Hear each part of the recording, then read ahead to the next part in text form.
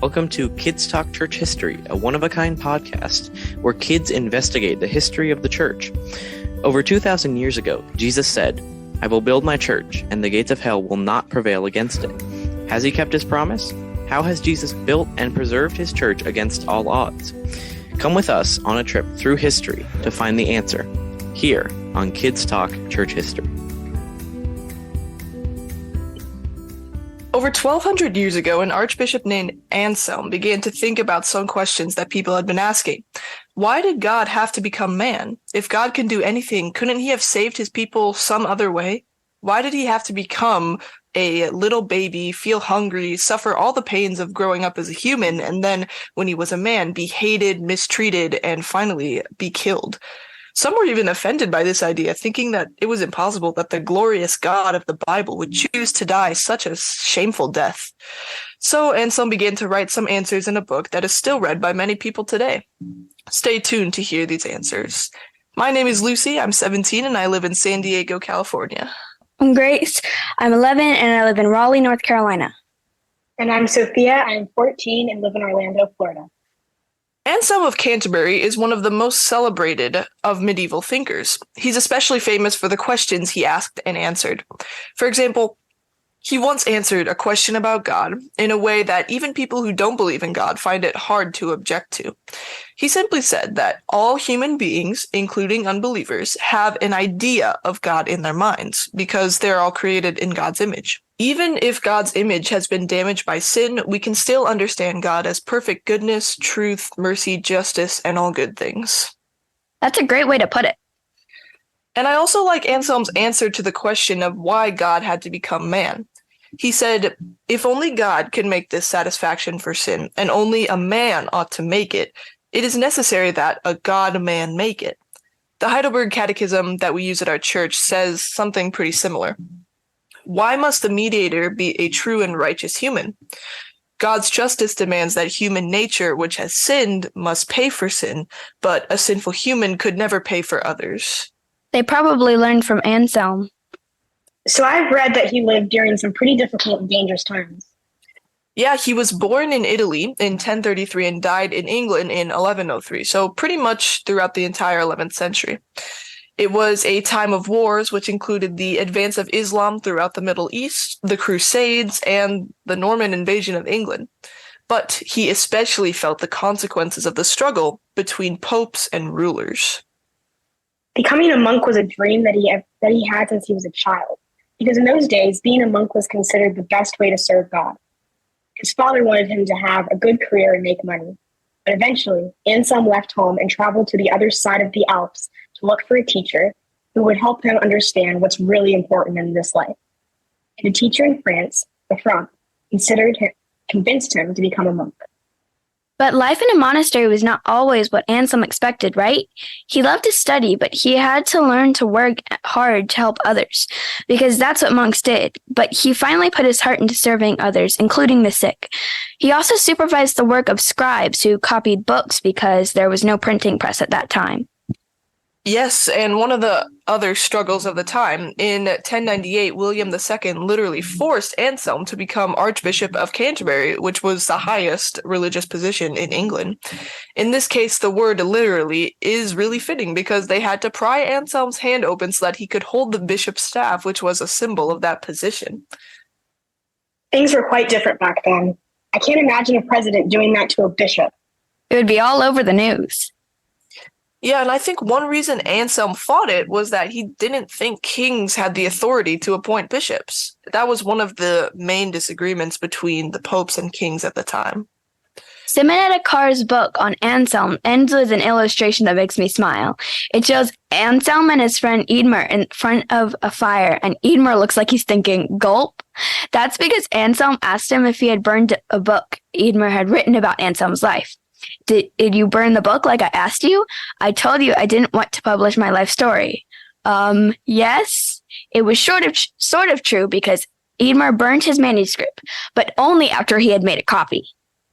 And later, Eadmer also confessed that he had not been fully honest and asked for his readers' prayers. But Anselm was dead by then. Well, I'm glad we do have Anselm's life in writing. And hopefully, Anselm won't be too upset at Eadmer. We'd better continue this discussion with our expert, Dr. Samu Niskanen, professor of medieval history at the University of Helsinki, Finland, who has been patiently waiting for us to stop chatting. Professor Niskanen, thank you for accepting our invitations to come and talk with us about Anselm. Thanks for the invitation. Yeah, we're pretty excited about this episode. We have a lot of questions. But first of all, how did you become interested in Anselm in particular? Well, one of my professors at university suggested that I write my thesis about Anselm. And at that time, to be honest, I didn't even know who Anselm was. And the more I read about him, the more fascinating person I found him. So Anselm, he was somebody who achieved much in many fields of life. He was a writer of letters, prayers, and theological treatises.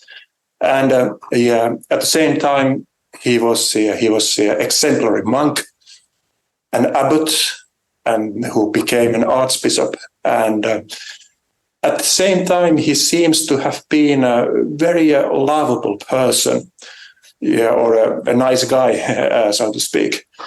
And I would say that this is not always the case with those who are very talented academically or who are otherwise successful. So yes, I learned to know about Anselm about 25 years ago, and I'm still working with him. It was the beginning of a long journey that goes on still. Mm-hmm. And you heard our summary of Anselm's life. Is there anything important we left out or that you might like to add about his life? Well, the main points were there, and I would just probably add that as an intellectual, as a Christian intellectual, he became an extremely important, and I suppose this is something that we will discuss today. Mm-hmm. Yeah, so getting into kind of Anselm's teaching, I can see how someone might ask, why did God have to become man? It seems that God could just say, you've sinned, but I forgive you. But Anselm realized that God couldn't really do that because he's merciful, but at the same time, he's also just. So how did Anselm kind of answer that question? Well, he thought that there was that because of sin, there was an unbalance to the universe. And this was something that had to be corrected. And this unbalance was as follows. God, his justice, his honor, they are perfect. And so only a perfect gift would atone for the sin against this godly perfection. But this was not all, however. An important point is missing. To offer Jesus was also an act of mercy. So by offering Jesus, God demonstrated his love for people and for his whole creation. So that's what Anselm taught about it. What did people in his day think was the reason why God had to become man? Or did they at all? They did. They did. There was an earlier conception that God was owing something to devil, and God had to pay a price to make man free out of this debt. And Anselm just didn't see how God could owe anything to the devil. And therefore he thought that we need a new answer. And he gives this answer in Cur Deus Homo, why God became man. So Anselm wrote a very famous book answering these questions. How important was this book to the church, to the history of the church? Well, it is actually difficult to say in a concise way how important it was.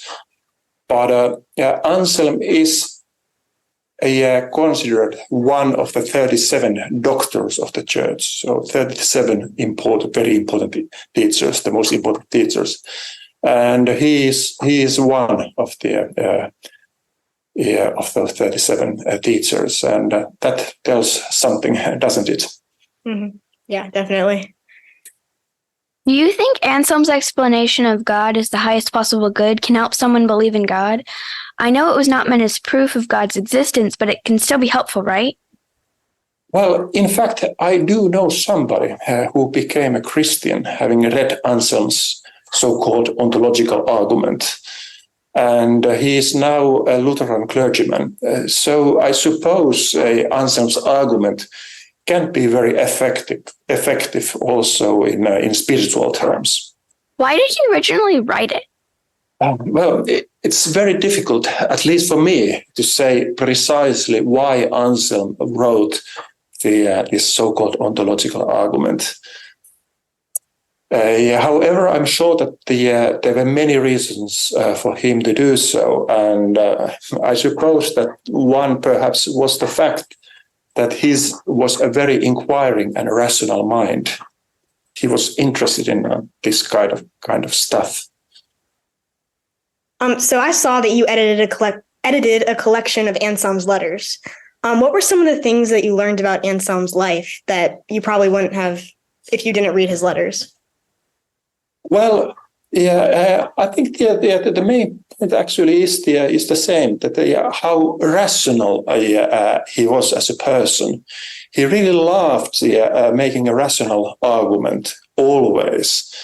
And this was something rather radical at that period, because most writers, also letter writers, when they wanted to say something profound, they quoted authorities, that is, the earlier writings. But Anselm was different. He preferred to argue from reason. So whenever he wanted to convince someone, he tried to offer a logical proof rather than a quotation of an earlier writing. And this was actually, I think, the main thing I learned about the man when editing his letters. Yeah, that's awesome. Why did Anselm fight becoming an archbishop? We guessed that it was partially because he thought the king didn't have the authority to appoint him. But were there any other reasons? Well, there were, again, I think there were several factors here. I'm sure about that. Well, he was a monk. And he understood that if he becomes Archbishop of Canterbury, he could no more live in a monastic peace and silence. And what is more, it was held at the time that an exemplary monk should do all he can in order to refuse a preferment or a promotion to a high ecclesiastical office. And Anselm took this conception as his Christian obligation. I've also read that Anselm asked the king to allow him to go to Rome to be properly appointed, but the king kept saying no. In the end, the king called a meeting of bishops and noblemen to help him decide what to do. Was it common for a king to call a meeting just to decide if he should let a bishop go to Rome? It seems a little bit strange in today's context. Well, actually, it was a little bit strange also in the late 11th century context. And this was because there was a profound change in papal policies taking place. Before the latter half of the 11th century, the Pope had not been a very powerful force outside Italy. However, in the mid 11th century and in the later half of the 11th century, the papacy started to claim powers of influence also in Europe, north of Italy. And kings and other rulers, King William II of England would be an instance, they were often against these new papal claims. And but on the other hand, especially monks often supported the Roman papacy, this new kind of Roman papacy. And Anselm was one of that party. So there was kind of an old conception held by the King William II, and then the new conception of papal authority competing with each other, and this was the cause of their disagreement. Do you have a favorite chapter in Anselm's life? Well, I consider Anselm's theological writings his greatest contribution to posterity. And he started writing these theological treatises only in the 1070s, when he was more than 40 years old. And I would like to know more about the circumstances that made him start writing these texts, which were quite radical, actually, at the time. Before you go, we have a couple of questions we ask all of our guests. How did you become interested in church history? And if you could meet anyone from medieval history, who would it be? Well, I have been interested in the history of Christianity as long as I remember. And then when I was about 14, I think, I read The Lord of the Rings by J.R.R. Tolkien. Perhaps you have seen the film or read the book. And I really loved the book. And it made me very interested in the Middle Ages. So what I do now professionally is to study medieval church history. And the person I would like to meet from from Middle Ages, that would probably be Anselm. I would like to learn to know him in person, so that I would see how far my current understanding of him as a person is right or wrong. Actually, 3 more questions since you are the only guest we've ever had from Finland.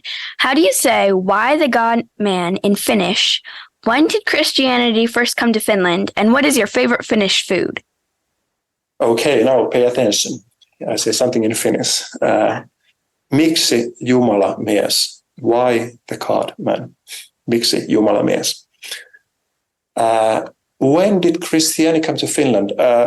We don't know precisely when that happened, because the earliest period is not there's no written record for that, the earliest missions. But the earliest signs are from the 9th and 10th centuries. And then we have more evidence for a solid mission from 11th and especially from the 12th centuries onwards. And there emerged from the 12th century, the Christianity came to Finland from 2 directions, from the west, Sweden that is, and from the east, what is now Russia.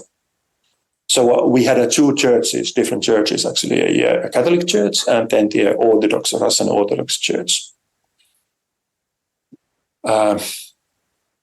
And what is my favorite Finnish food? That would be a rice pie called, I say something again in Finnish, Karjalan piirakka, which in English would be a Karelian pie. And Karelia is the name of a region in eastern Finland extending to Russia. Karelian pie. It's delicious. All right. Well, Professor Niskanen, we're very thankful that you decided to spend this time with all of us and to share your knowledge. And to send us off, could you teach us all how to say goodbye in Finnish? This is a lot easier. Hei hei. Hey, hey. And thanks for the invitation. It was a pleasure and honor. Yeah, of course. All right. At this time, listeners have an opportunity to win a copy of Simonetta Carr's book, Anselm of Canterbury, where we learned most of the things that we shared in this episode. Just visit our website, kidstalkchurchhistory.org, to enter the drawing. While you're there, you'll also find past episodes, special news, recommended readings, and more. And if you would consider making a donation to support the work of the Alliance and podcasts like this one, we'd really appreciate it. You can also be entered in the drawing by submitting your questions or comments on the website or to questions@kidstalkchurchhistory.org. In partnership with the Alliance of Confessing Evangelicals and on behalf of my co-hosts Grace and Sophia, my name is Lucy. Thank you for listening to Kids Talk Church History.